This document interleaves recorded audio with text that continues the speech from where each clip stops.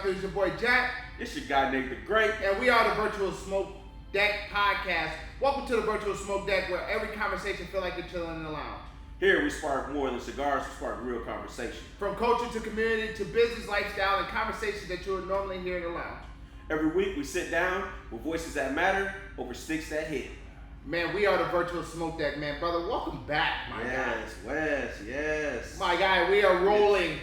We are rolling strong. This is episode number 8. Woo! 8. Skating 8. 8.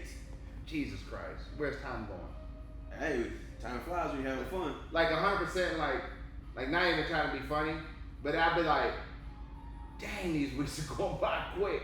You look up and it's time to put out another one, and it's like you're it's just so much that goes into the back end of these and all that stuff, and it's like, damn, it's that time again. Yeah, here we go. Week 8, bro.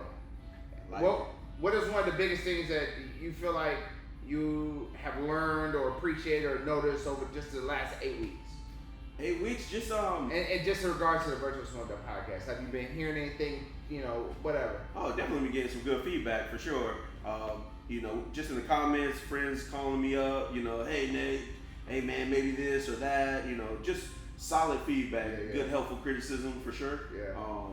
Yeah. I really enjoy, the feedback because I don't take it personally. Yeah. You know what I mean?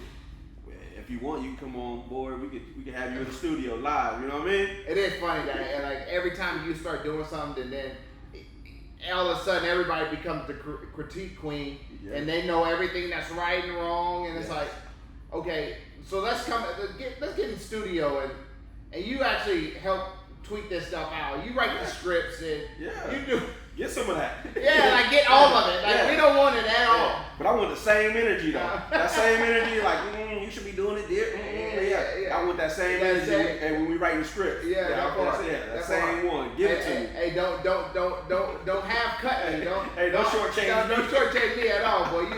Everything that you gotta say right now, I want you to say it when it's time when we get into the studio. Yeah, live and uncut. Hey, look, and it's free. There it is. That part. We'll pay you sweat equity. Hey, that part. That's your pay. So man, what's new, bro? You graduated college with your bachelor's degree? Yeah. It's official, man. Went out to Atlanta. That was cool because I like I said, I didn't do it for my bachelor's, so this one was cool to do it actually for my master's, And it was an awesome experience. What's crazy is like Nate actually ducked and dodged an event that we had planned for almost 6 months to go walk, and I was kind of upset at first. I'm like, man, Nate, you supposed to be. I was like, man, no, that's selfish, Jack. Don't be selfish. I only worked like 2 years, you know what I'm saying? Yeah, like, I didn't tell you to get this one weekend, and they kind of tripped 7 months ago. All right, my bad. You're good. My 24 months trumps your that's real. 7. All right. How was Atlanta though? It was cool, man. It was cool. We stayed the son, the wife, the whole family. They were out there. My boys, man, they busy, man. Like school was it started up for them at JU, and they're busy college students, man. I have a senior and a senior and sophomore or second year, and it's in college, so it's kind of crazy when I say it out loud, but. It is what it is.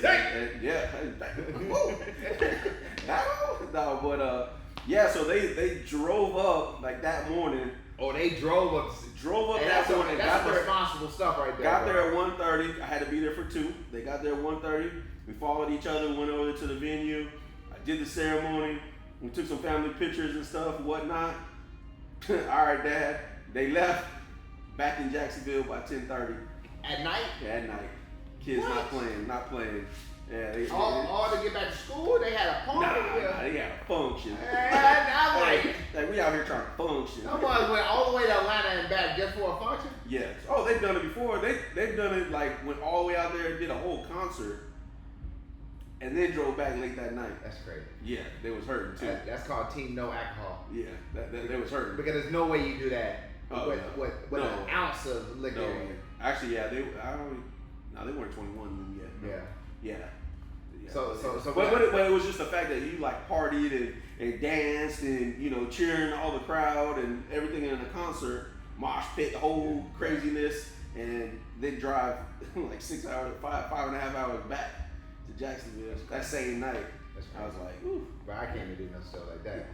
Well, we up there now. Yeah. It's not we can't do it. It's our recovery time. We don't even try to do it. Hey, get that hotel. It's wisdom. It's wisdom. The cold part is, man, I have family out there in Atlanta and Georgia. Like, we like, you want to stay with us? Nah. You want to stay at your cut? Nah. We just gonna drive back. Like, you want your own hotel? Like, nah, we good. So, hey, man, I give you 3 valuable options. You chose to put on the road. Okay, man. Hey, by all means. Hey, by all means. Yeah. You know what's crazy is like, you know, you got a senior, you got a sophomore, I got a sophomore in college, and you know, my poor Daya, she got her boyfriend. They ain't like I done seen her have butterflies. I ain't seen butterflies like this, bro. Oh, cuckoo for Cocoa Puffs, bro. Cuckoo for Cocoa Puffs, bro. Like so like now it's like, you know, she done met they mom and his mom and dad, drove to Orlando to go spend a weekend. Did he come up here? Yeah, came up here, sat with me and my wife, and you know, for her birthday, and so when we went to go move in, I was like, you know, call him over here. So he helped us set up the thing, and even the next day, I'm like, you know, we had breakfast before we left. I'm like, hey, tell him to go ahead, swing by. She's like, nah, he's doing something. You know, she don't really want him to come around. That's what I said when she was talking to him. I said, low key, she hiding me, but I don't know why. She was like, I'm just trying to make sure. I'm like, trying to make sure what? Make sure what? I'm listening. Exactly. You better stop playing. And so, but I said all that to say, like, you see them like living like semi-adult lives, like for real. It's like they coming and going, they making their own decisions. Yes. I don't know how I feel about that. Yeah, and it's quite different for you to me. Yeah, you got boys. It's like, and girl, yeah, it's a different, you know, because you know, like that's daddy baby, like you know what I'm saying, like. It truly. That's is. the oldest too, you know. Yeah. So it's like this is your first intro. Yeah. And then, like, but you got them coming right like back to back to back. Yes. Like, bro, it's crazy, but it's like dang. Well, I mean, they have a good foundation and that's, you know, morals and you know their moral compass is on point. And that's that's the hardest part because it's like. Well, back when we was 19. What compass? Compass? Kick that thing in the river, man. Hey, my compass don't work no more. Yeah, hey, it's fresh out. I don't know what to tell you. No, like for real. My wife be telling me, she was like, you gotta realize these kids are not like us. I'm like, shut up, Kendrick. I'm like, that's real. Yeah, you got a point. And then you sit down and you have a conversation. I'm like, for real? Okay. Nate, yeah, what you smoking, bro? Hey, you know today, man. Bro, you got real fat. Like I got another real fancy. Another gym. You know what I'm saying? Hey, shout out to my guy, man. Hey, Tavoris, man. Tavoris, hey, lace me with the 25-year Opus X. You know what I'm saying? Coming through once again. I like how for the show. Why not for the show? Yeah. Why not? I mean. Tavoris is also known as Mr. Pappy Van Winkle himself. So. Yes. Oh, yeah. So I mean, you know, it's gifted 25th anniversary. You know, that's what I like. You know what I'm saying? Hey, genuine good friends, man. But yes, I appreciate you, brother. Thank you. Shout out to you for sure on that. But that's where we at. Well, and I'm also smoking an Opus. I haven't smoked so many Opus a day in my life. But when you friends with the Opus King himself, like, hey. I don't know. This is the Chateau. Yes. The Chateau Fuente. I don't know which one it is. Don't get me lying to you on these. It's like all I know is the Opus X original band, and it's good. And yeah, it's Torpedo. It's probably like a 6.5 by like 48, 46 or something like that. Yeah, a little under the total side. Yeah. So, with that being said, man, let's rock and roll. Man, so this first segment, our first segment of the show, man, is something that we ain't did before, man. Okay. It's called Hot Off the Humidor. And what this is a segment for us to talk about new cigars out there, different cigar experiences that a lot of people may not know about. Okay. You know, just kind of on a daily smoking, tip if they not always going to their brick and mortar. So, man, one of the first questions I want to get into is, what new cigar have you run into in the last few weeks that's a must try? I'm gonna have to go with the My Father Blue. Okay. My Father Blue. Another good cigar gifted to me. And but yes, I got the opportunity to try it. Decent cigar, absolutely. I do enjoy the My Father brand. Yeah. So they don't really miss too much on that, for sure. So trying that blue, it was actually pretty good. Yes. What's funny is like when I was so obviously we sell My Father, but if you didn't go to the trade show, so how My Father and a lot of these companies work is when you go to the trade show, that's when you find out all the new stuff that's releasing for that year. Okay. And because I didn't go for last minute stuff I had in Tallahassee, I missed out on knowing all the new cigars is coming, right? So it's like most of the time the rep will be like, hey Jack, hey, I want to let you know, because we're a big retailer in Jacksonville, so most of the time they'd be like, hey, this is our new cigars that are coming out, can I get you any? Woo woo. But My Father guy, man, love the guy, love the company, but it's just hit or miss. Yeah, information just doesn't flow well. That curl that just it just doesn't flow well. So I'm in Philly. Okay. I'm in Philly and I'm at I go to the cigar lounge out there and I see this new cigar. I'm like, what is this? Yes. And it's the My Father Blue, and I'm like, okay. I should take a picture. I'm like, hey, what you go send out any information about it? Yeah. And see, the thing about most humidors, and I hate tacky humidors. Okay.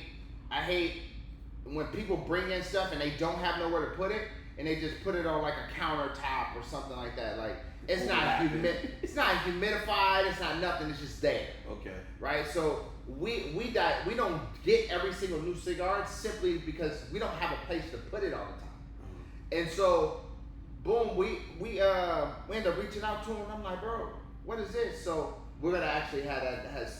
I ended up smoking it for the first time out in Philly, but now we're gonna have it in store. Okay.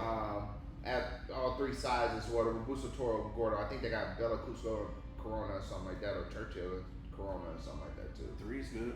Yeah. We'll work our way. Yeah. Well, shit, ain't no other way to work. I ain't getting the whole lineup. That's what I said. We work our way around it. It'll be all right. Yeah, so that cigar actually was decent, man. The other one that I just found out about is the Cohiba Sector. Now we stopped selling General because of their recent fiasco here in Jacksonville. Mm-hmm. We don't give free marketing and advertisement, but understood. They had their little fiasco that they pulled with that one store. Yeah. They kind of used us to kind of bait and figure out what the market was for that.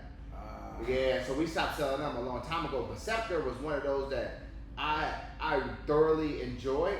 Yeah. And bro, they get so creative with their boxes. Yeah, because you had that last box with the cigars like it was pneumatic. Like like a little motor. Like, yes. Yeah. I have the year before that where it was the big book. It was it opened up, came with gloves. Yes. And the red plexiglass. Yep. Yeah. And then each one was in a tube. Each one was in a tube for the Scepter, like a red acrylic tube. Yeah. So yeah, those I have those. And so the new one that they just had come out was like, bro, it's like, I don't know, it seemed like it curves, and then like all the cases like rise. And, bro, it was the article. I haven't seen it in person yet. Okay. But the article I read on it, bro, they always go all above. Their craftsmanship for that is crazy. Yes. It makes the price almost worth it. I think most of the time it's like $1,000 for a box or something like that, or like 1,500, yes, depending on how many sticks in there. But I think most of the time they're either 100 or 150. Yes. So I think that box, the newest box, is $1,500, but it's almost worth it just for the box. That's the raffle off the box, bro. I sold the box. Oh, that pneumatic one. Yeah. I sold that, and the guy that I ain't gonna tell you who bought it. Okay. But the guy ended up giving it to his brother. I'm like, bro, why did you do that? He paid like $300 for the box. The box itself. Yeah. And I'm like, and you give it away? Bro, you put some exclusive cigars in that, bro. And, hey, I just want to see just it to watch it go up. Yeah, I was gonna say I just want to see it rise. Just to watch it go up. Oh, right. And you over here giving it away just because you want to be nice. No, bro, don't be nice with he that. He said his brother-in-law. His brother-in-law. Oh, well, I love mine, so. I get it, but like, I get like it. the only time you give that to your brother-in-law is like if he's like a cigar fanatic. Yes. You know, he like you showed him and he has like 2 years back. Just add to the collection. You know what I'm saying? Like, okay, I can see it. But yeah, I think it's nice. It's like gifting somebody, you know, that don't drink high-end bourbons. You know, a high-end bottle of bourbon. Like, yes. bro, you're gonna watch. You're just gonna be mad to see what they do with it. They're gonna mix it with Coke. Bro, like this box. Right, this box is probably just sitting on somebody. The Cardinal Sin, they're gonna mix it with Coke. Hey, bro, this box is literally sitting in somebody's box or something like that, man. It's like, it don't make sense. But he did it. He did it. It is what it was his. At the end of the day, it was. If I knew he was gonna do that, I would have kept it. Understood. The only reason I sold it to him is because it was him. Okay. If it was anybody else, I would have kept it. Gotcha. So when he told me that, I'm like, bro, you should save that for yourself. You could have kept your $300. No, you should just save that for yourself. And bro, that's what I'm saying. All that information, you could have kept it to yourself. Bro, I was hot 38, man. How do you like it? It's all right. It's kind of like ours, but it's at his house. It's at his house. Then we share. Yeah, it was just like whatever. So those two cigars just came out. Man, I'm trying to think if there was anything. I do want to smoke that Scepter, but yeah. Well, we can smoke the other Scepter. I had one about 2 years back. Yeah. Yeah, at least like 23. You do it. It's worth a shot. I don't know. Put it on sale. I'm taking the nevers out your life. I'm with it. We gonna smoke one. Smoke You heard it first. You heard it first right here. We're gonna smoke a Scepter on our next couple of episodes. We'll figure it out. We'll figure it out. Hey, the half of the issue is actually scheduling it and actually sticking to it because it's like oh yeah, we did say that. Yeah. Yeah. Well, we meant to. Hey, but hey, Dan, make sure you tell us, you know, what cigars are we supposed to be smoking? Oh, you know. We need footnotes. When you're doing these, you give some footnotes. Yeah. Yes, absolutely. So part of hot off the humidor is also I wanted to dive into this, man. This is something that like when we was in our production meeting, I'm like, man, I think that'd be good. Is what is a brand that when they come out with a cigar? Actually, hold on, before we even get to that point, Cello. If you haven't had Celio, however they pronunciate it in Spanish, from Pacencia, the blue label. Yes. Oh yeah. If you haven't had that, that's another one that's hot off. Like you gotta go try that. That's weird too, because I got a couple people that they didn't appreciate it, but I was like, well, let me smoke it. I'll let you know. But yeah. 3,500 feet. Elevation? Elevation. 3,500. Yeah, 3,500 elevation. The wrapper was grown in a mountain. Wow. Grown in a mountain because all tobacco is typically in the valley. Yep. So to grow it on a mountain is crazy. But just the logistics of that. Yeah, you know, just getting stuff up the mountain and back down the mountain. Bro, it's crazy. But you gotta have a diverse palate to appreciate stuff like that. Okay. It's like even like Ometepe. Mm. Like you had to I don't know, man. I just feel like you that as a smoker for 2 years, that ain't something that you pick up and smoke. Like there's so many other cigars that you need to focus on smoking before you make it to that. So like I can see I respect people's opinion to say, hey, I don't necessarily like it, but it's also like I want to smoke it for myself. To get my own opinion on it. I mean, we sell out of it every time we bring it in. Yeah. And it's a special allocated box. Mm. So it's like whenever we get it in, it's gone. Wow. So all the sizes. So I don't know. Yeah. Maybe. But anyway, flying off the shelves. Going back to that question, what brand is a must try whenever they release a new cigar? For myself, it's definitely Rocky Patel. I've talked about it before. That's one of my I'm gonna smoke every single Rocky Patel that they make. So now I'm up to whatever's new coming out that I'm there now. I don't need to backtrack anymore. I'm current. Yeah. like binge watching Netflix. I'm current. Yeah. And I'm waiting for the next episode. And so Rocky Patel is that for me. And Arturo Fuente, like what's coming out? I don't even think they come out with cigars. It's just a release. Yeah. Like this was one of the fairly newer ones, 25, and really? they kind of boxed it in this humidor with like a key, and it's got like a little paperweight in there. The humidor box is nice. Really? Yeah, it's black and green. Well, black with the green colorways, but yeah, it's nice. Yeah. You know, I was talking to somebody, and it's funny that you say that, right? Because I know you're a big Arturo Fuente fan, and I know. Then you have Arturo Fuente to Dubai. We smoked to Dubai, right? Correct. So it was a guy. It's this guy that comes in. He's Russian, and so that's a story in itself. Okay. Because his immigration story was amazing. But he has a cousin that works in. I mean, not works. Yes, that lives and works in Dubai. Okay. And so he was walking through the humidor talking on the phone, and he was like, "Man, yeah, I'm showing my cousin the prices here." He was like, "They're so unbelievable."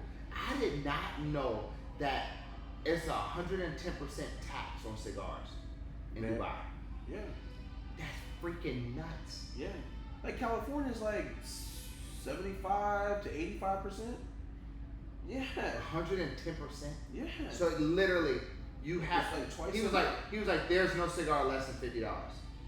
He said a $10 cigar in the United States would be $40 over there. Easy. That's crazy. Without even blinking an eye. Like, yeah. And then you see the cats with like boxes. Yeah.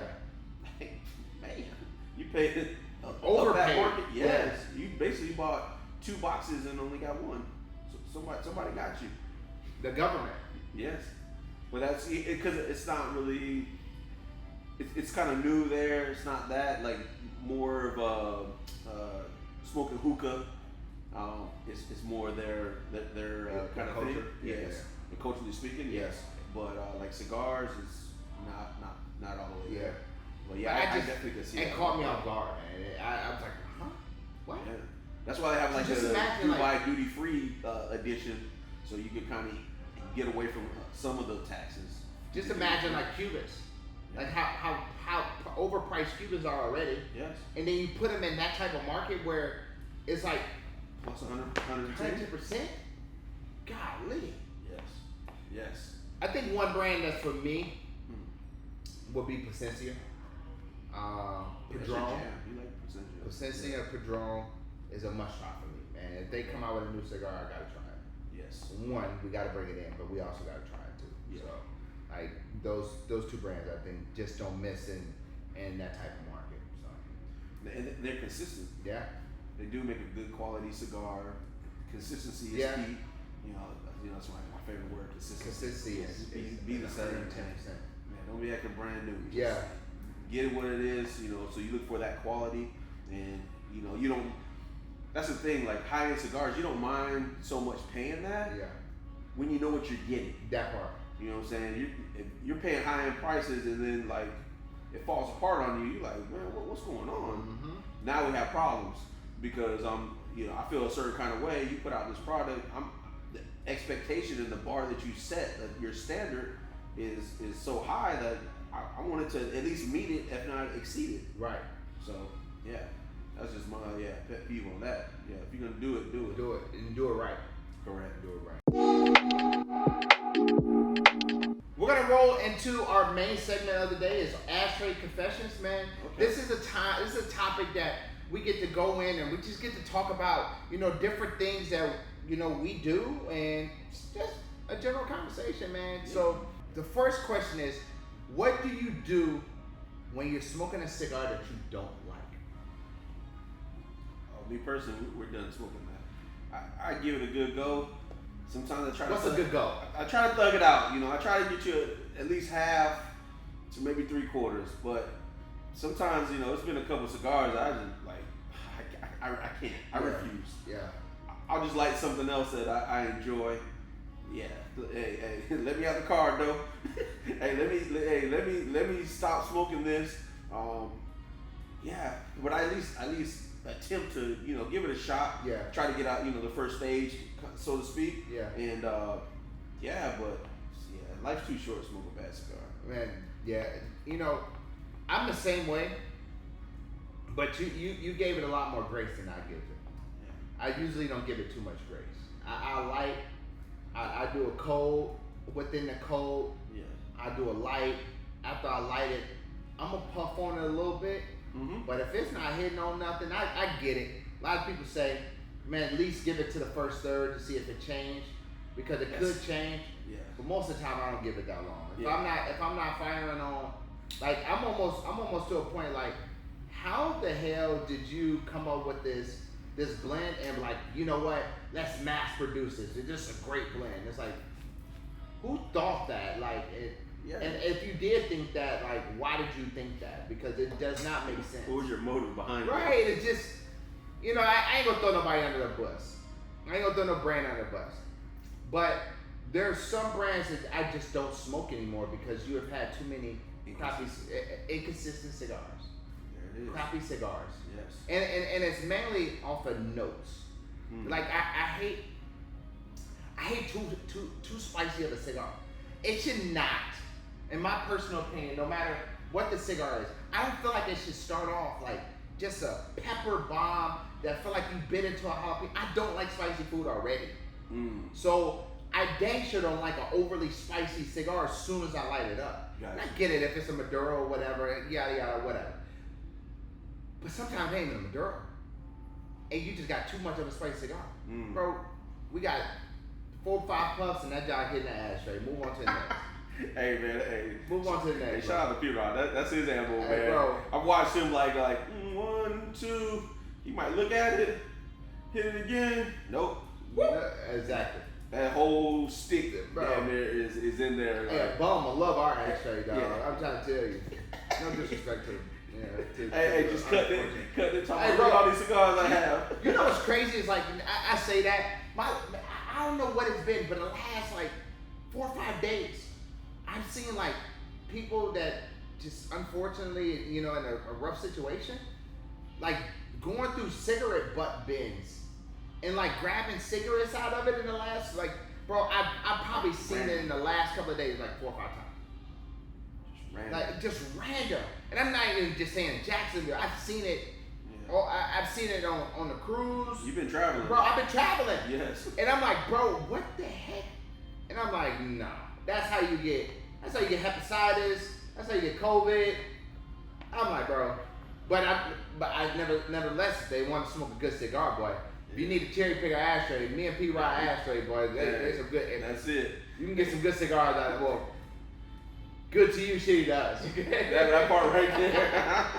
One man's trash, another man's treasure. Mm-hmm. So they can have that treasure. I understand. Yes. So essentially, you don't give it a full go. You gonna ashtray it. Well, you said you gonna get it to you said halfway to a third. Well, yes. A third to halfway. Yes. That's a long time. Yeah, because I was thinking like, man, maybe is it me? Like, did I drink something that maybe my palate's off? So you try to like. All right, let me get some water, let me clear it out, hit it again. Like, no, I can't. Just perspective-wise, if you're smoking a Churchill, you give it a third to a half, you would smoke 3.5 inches of that cigar already. Bro, you might as well finish it. True, but no. True, but no. It just, it'll be all right. So the next question is, what is your biggest pet peeve when it comes to a cigar? And I'm talking like wrappers cracking, draw issues. I'm gonna say that. I'm gonna say the wrapper unraveling before like I'm finished with it, or somehow it just seems like the humidity got to it, and then my cigar starts swelling up, and then it's just like that's not even the size of the cigar that I purchased, and it's just like you're watching it literally expand in front of your face. Yeah. And or you set it down, you go back up, you're like, that's odd. Or it starts peeling by the cap. You're like, man, I'm trying to like at least get through it or finish it, and sometimes it's gotta bite the dust. You just gotta get rid of it, like forget it. So one thing I would typically smoke a cracked wrapper. I hate draw issues. Like I should not have to to work. Bro, I shouldn't have to work that hard to fix it to be able to pull a draw. Like, especially when you look at these brands that actually do these draw tests, and it's like, if you're a brand that quote unquote claim you draw test all your cigars, then why do you have a draw problem?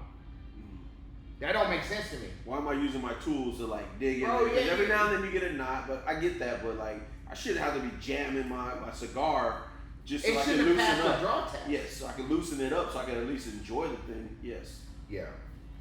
I see you on that. Because that's what it makes it more enjoyable as it is. Like the draw, nice clean draw. You know, no aftertaste with it. Like I prefer that. That kind of makes your cigar a little bit more high end. So to speak, when you're enjoying it, yes. And it gets to a point where you just like, man, I don't even want to. Ashtray. It's too much work. It's Ashtray. Yes. It's Ashtray. And the thing is, I might give it another chance, but 9 times out of 10, I won't give it another chance.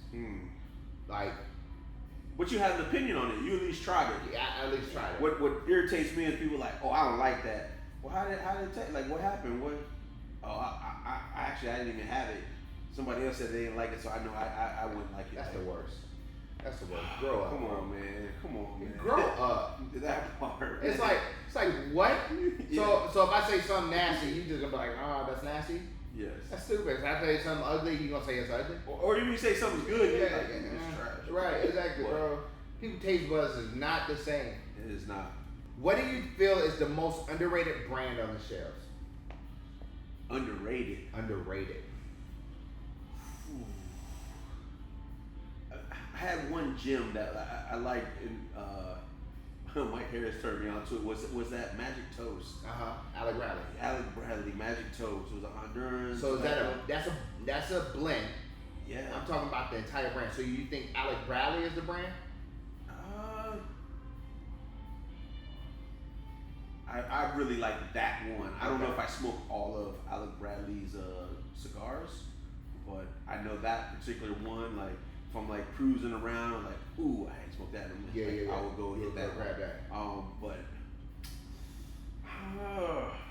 as a whole brand itself.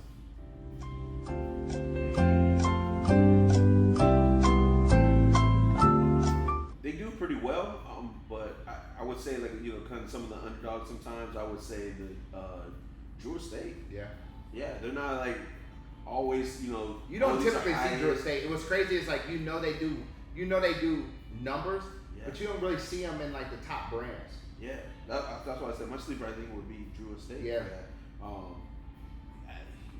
The Liga Privada number 9. I said it like that's my jam. I like that one right there. They have some good tobacco, good sticks. One I think that is truly a underrated brand is Southern Draw. Southern Draw, like AJ makes all that stuff is made at AJ factories with his tobacco. Rosa Sharon is a freaking gem. I was gonna say they have the colored ones. I think it's like pink. They got pink, green. red, green, blue. Yep. Yeah, they got red. I think I said red. Yeah. But yeah, like their Rosa Sharon. Oh my God! You talk about a Connecticut blend that is. Honestly, I think you put Rosa Sharon against a majority of your Connecticut brands out there, it'll blow it out the water. In my personal opinion. Okay. Now, if you haven't tried Rosa Sharon, then that means you need to go try Rosa Sharon. Yes. Because it is a good cigar. And they're a veteran-owned company. That piece I didn't know. Yeah, Robert is a veteran. Okay. And actually, I've had the opportunity to interview him. And man, just his story, his brand. What's just crazy is because over the last couple of years, like their name has been in maybe selling, maybe not selling, and stuff like that. It's hard for boutique companies, but I truly believe that's one if you get a chance, see it. And their Maduro, their Jacob's Ladder is like a freaking beast. That Jacob's Ladder is good. I mean, talk about a freaking punch in the throat. Yeah. I mean, it's definitely a full body. Is that blue one? Yes. Yes, that's the one I like. Is the blue? Yes. And I used to have a guy. That come in, and he bought the Lanceros. Bro, one, if you don't know, Lanceros is gonna be your strongest. Like that's gonna be your strongest cigar. Which is interesting, and I just purchased a few my father Lanceros, but the Lanceros like Mesas. Yeah, it's kind of like it's a low key. A lot of people don't really get them because they're skinny, they're long and skinny, dainty. Yes, and they're like but I know for like Arturo Fuente, some of their brands they only do 25 Lanceros a day. Yeah, each roller, bro. So it's like that right there is kind of exclusive within itself because then it's not mass produced like that. Them Lanceros, man, is you talking about just flavor profile, man. You're getting every single bit of the notes that comes out of that, man. And bro, if you never if you guys have never smoked a Lancero, try your favorite cigar in a Lancero if they make it. Yep. And completely different experience. Yes. And he used to smoke Jacob's Ladder. Older guy. Smoke Jacob's Ladder every day, and I'm like, bro, you're a beast. And I think it's just because like how you say the flavor units like throughout the cigars, like every pull you're getting it. Mm-hmm. It's one of those. It's not like you got some tobacco here and there, but no, those every centimeter is there. And it's like I believe in cooking it's easier to make a bigger pot than it is to make a smaller pot of something, right? Mm-hmm. Because like even if you put too much pepper, too much salt, in a bigger dish, you can kind of get away with it, right? Because you can kind of mask it with all the like them Lanceros or a smaller dish for that matter. You gotta be perfect. There's no wiggle room. There's no wiggle room. You don't have like cigar wise. You don't have a lot of tobacco that you're bunching up to try to make it like. Correct. You have very limited amounts of tobacco to make that, 40, 42, 40, anywhere between 40 to 44 ring gauge. So you don't have a lot of tobacco. You got to get that blend right the first time. Yes. So that's mine. Shout out to the Lanceros. The Lancero gangs. If you smoke a Lancero, you're a beast. Looking for an ultimate cigar experience? Step into Dapper D Cigars. With premium cigars, unmatched vibes, and exceptional service come together. Whether you're a seasoned aficionado or just getting started, our humidor is fully stocked with the best brands throughout the world. And our team is here to help you find your perfect smoke. Kick back in our upscale cigar lounge, enjoy a drink, catch the game, chop it up with good company. Hosting events, private parties, or just a place to unwind, Dapper D is just a spot. With 2 locations in Jacksonville, stop by today to enjoy the experience at Dapper D Cigars. Man, we're gonna get to our third segment, which is myth or fact. This is a segment that I thought would be a great idea. Okay. And I'm gonna propose some questions to you. All right. And we're gonna answer the question whether myth or fact first, and then tell us tell the audience why we think that should. Okay. Why we think that's a myth or a fact. Okay. First question is: are Cubans better than non-Cubans? Me personally, I'm going with a myth. Okay. Myth. Cubans, like, now as the time goes on, like, there's no, like, 100% like Cuban seed kind of thing that's readily available. You can't sell cigar, like Cuban cigars, Cuban tobacco in the U.S. So you have to like travel over there, or maybe somebody bringing it. My myth is there's cigars that go pound for pound with that, hands down with the Cuban. You be like, whoa, and how you really test it, and if you think I'm playing around, you can blind test it. Yeah, we've done a blind test. Yeah, take the labels off. Yeah. And you have that stick versus that stick, and then you tell me which one you like or which one you prefer. I guarantee you 9 times out of 10, you're probably gonna pick the non-Cuban. Yeah. I mean, unless your palate is pretty sharp or that's all you find yourself smoking, I think that's probably about the only way. That's the 1 out of the 10. When I say 9 out of 10, yes, is that particular person. Yeah. But I definitely say myth because there's plenty of Nicaraguan tobacco that's right there with it. Yeah. Dominican tobacco right there with it. Yeah. With the Cuban. So big myth for me. You know, I think personally, it's gonna be a myth for me too. I say it all the time. I think the reason why Cubans have this stature, especially when it comes to American smokers, is because we don't have the availability to get it.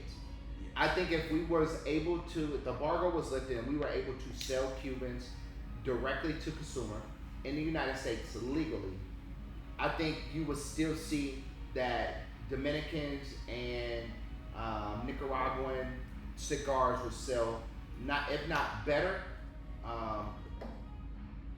toe to toe with it.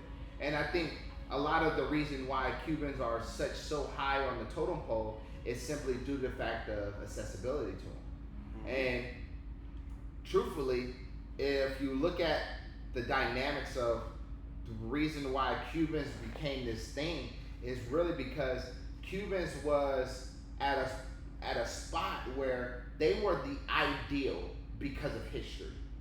They were the best because of presidents smoked them, and Michael Jordan smoked them, and all of these prolific people smoked them and made it a big deal. But now you go toe to toe. You talk about somewhere that I think would be very comparable wise, origin wise, would be Dominican. You put a Dominican cigar, a good Dominican cigar, a Davidoff, a Arturo Fuente, that's more on the higher end, Ashton VSG or something of that nature against it, blind tasting, you will pick those cigars over the Cuban 9 times out of 10. And I think a lot of times we're doing it for status. I made a video of probably one of my well, it's not the video that did the most views for me, but it's definitely one that it would die down and then it'll go back to circulating. It was when I brought all my stuff into the humidor, into the lounge, yeah. And then I was like, the only thing I smoke is Cubans, right? And I did that because it's so funny, because people would really say that, and it's like, how do you only smoke Cubans and you don't have accessibility to them? Oh, I got a guy that gives them to me. Well, you got a guy that probably gets you fake Cubans on a regularly, and then you feel like because of the Cuban brand, I'm smoking this elegant cigar, and that's not the case. Yes. Unless you're going down there and grabbing a bundle or 3, and then you come back and all your bag and your travel case, that's all that's in there. Mm-hmm. Okay. But then it's like, for him, and then that person saying that, it's like, when was the last time you was down there? Yeah. Oh man, I ain't never been actually. Yes. I ain't never been to Cuba. But I think also it's like it's also this perception that you have something that somebody else doesn't have. Yes, you have some of the holy grails type thing. Like sneakerheads. You know what I'm saying? Like, oh man, these are limited release, only 23 that came out. You know what I'm saying? So you're like, ooh, when I wear these, nobody should really even have it, right? Part. So you have the status of saying like, oh yeah, you can't, you ain't got these Air Mags. Yeah. These are the McFly Air Mags, 15K for a pair of shoes. So it's stuff like that, where you just feel like, now granted you're not paying 15K for the cigar, but at the same time, you feel like it. Well, part of the box, yeah. But at the same time, it's you just have something that not everybody can go back and forth with you on that. You can say it, and then it's like, well, dang, I ain't never smoked them like that, so I can't battle you with the back and forth of the Cuban. And I think quality control too is just, the quality control is not the same either. Mm. But conversation for another day. For sure. Do cigars require aging after purchasing from a store? I would say a myth on that as well. I mean, they've been aged before you even get them. Yeah. They're aged. I mean, we've seen the process. They're being aged as we speak. Yeah. So by the time you see it, that tobacco has been well aged. Yeah. So, i.e., why we can go in the humidor, grab a cigar, and smoke it immediately, because it's already been aged. I mean, some people do put them in their humidor, save them for a rainy day, or they're exclusive. You have them, and then now it's time to actually smoke them. Then there you go, you have it. But I find that as a myth. Yeah, 100%. And I'm gonna agree with you on that. I think that's a myth too. I think a lot of people feel like that the cigars is not at their peak performance when they get them, and like most of the time, 98% of the time when manufacturers put out a cigar to market, it is already ready to smoke. It's ready to smoke. You don't have to do anything else. Like you said, they have sat prior to being boxed. They have sat in the boxes. Most of the time, these people have Boveda packs and stuff in them now that make sure that it's fresh, and the humidification is great by the time they get to the store. So no, you don't have to age them prior to. If you are, it's simply due to the fact that you either got too many cigars and you just kind of forgot about it. But I don't think you need to intentionally age a cigar after you buy it from the store. Yeah, because it's one of those things. It's like the tobacco was aged before they even created the cigar. That part. So everything in it is the already curation, the fermentation process. Yes. Yeah, all of it. Yes. The next question is: do you think the best cigars is always the strongest cigars? Myth. Absolutely not. I don't believe that if it's strong, that makes it the best. Yeah. No. No. And we did a blind taste for that, and it didn't turn out that way. Nope. At all. And so I do typically smoke Maduro cigars, but when we did the blind test, I had a Connecticut. And that was more or less for the easy draw for it, and it was a nice easy draw. And that's what drew me to that cigar and that selection.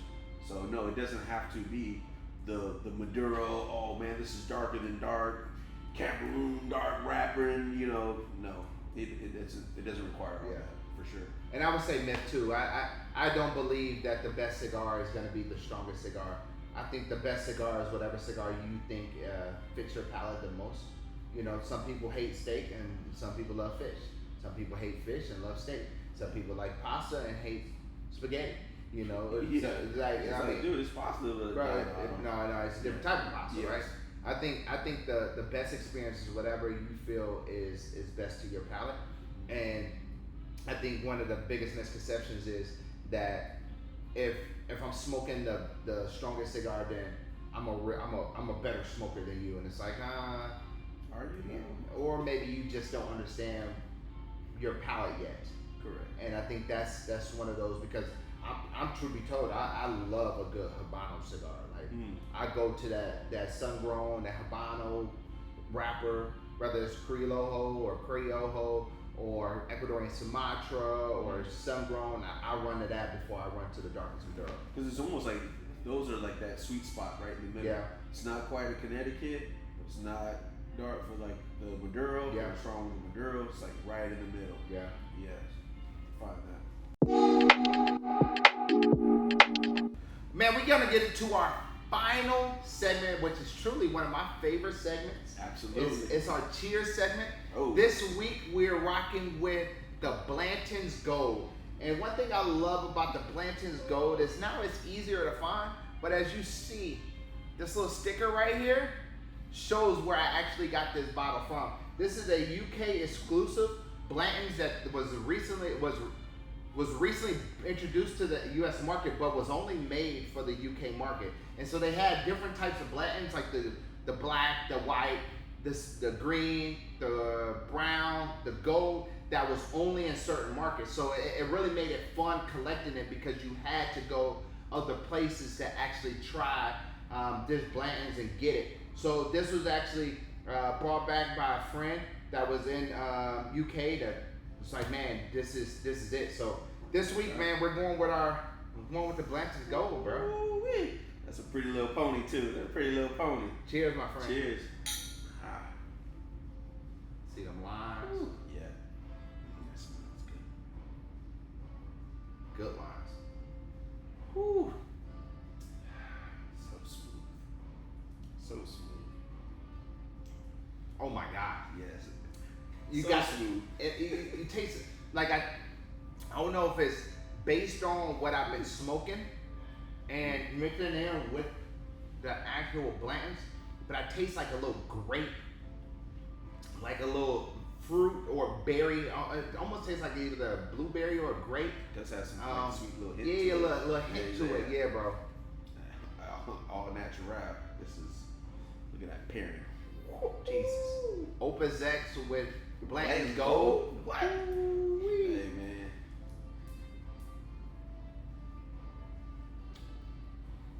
That is amazing.